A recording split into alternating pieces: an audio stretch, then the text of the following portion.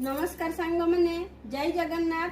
आउ चलतु वर्तमान देखा आमर कौन आइटम है तो देखिपे आज आमर है जखा भात भात सहित अल्प पेज आउ बीट लुण आउ लंका।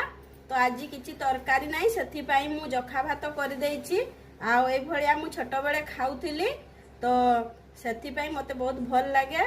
तो वर्तमान आज मुझे भाया वीडियो बनई तो वर्तमान एबे मु खिया आरंभ करुची। बीट लुण टिके देदेबा। बहुत ही शक्ति ये भात रे बहुत बड़।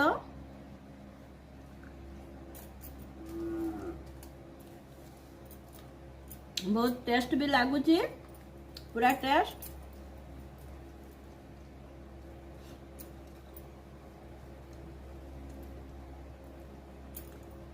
ता सहित बीट लुण